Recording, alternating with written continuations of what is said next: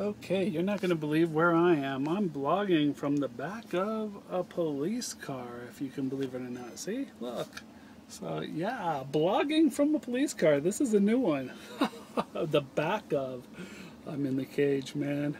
Okay, you won't believe what happened tonight. I got a story to tell, but also a story of grace, a story of goodness, and a story of God. So, for those of you who aren't interested in religion, sorry, but my wife lost her iPhone at Walmart this evening. And she got home and we pulled up the tracking system and saw that it was inside the Walmart. On the way over, we saw it move to outside into the parking lot. And then it just sat there. And we were there for a couple of hours. And I had pretty much narrowed it down to one of a couple of cars because this tracking thing's amazing. One of which I thought it was. Well, really quick videotape of the vehicles out here tonight. Most likely the Xterra, I think, but we're just trying to check them all.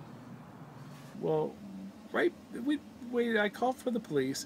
We waited about, I don't want to say an hour before they showed up. But the interesting thing was the timing was perfect because right as they showed up, well, right before they showed up, this lady came out and got into one of the cars I was sure was it. And she was driving away, and I tracked it, and I saw that the phone was moving away, and I took a picture. Then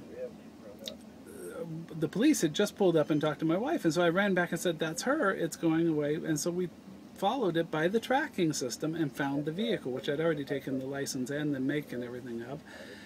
And sure enough, they pull her over, and she's like, no, nothing about it. I called from the back of this police car, I called the iPhone from my wife, and it rang. And that busted.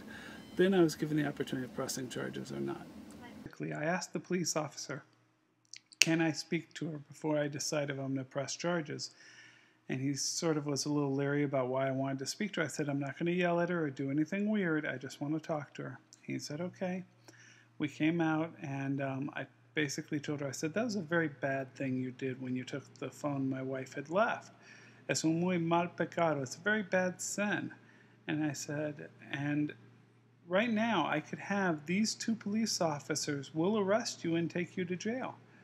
But I told her, I said, I am a Christian, and there are times in my life when I have not deserved grace at all. But God gave me grace through Jesus Christ, and because He gave me grace, I'm going to show you grace tonight, and I will not have these police officers take you to jail. Okay, but you should think about what you've done, and you shouldn't do things like that anymore. The rest of the story is on the way back to the Walmart, when the police officer was taking me back to join Jerry, he shared with me that his family were missionaries overseas in the Philippines, and that he'd grown up as a missionary child, and he felt he had a call in his life to the mission field, and he even knew where he was supposed to go, but he'd been struggling with it. And so I was able to minister with him as well and tell him that we'd be praying for him. So just the way God works all things together for good for those who love Him, who are called according to His purpose.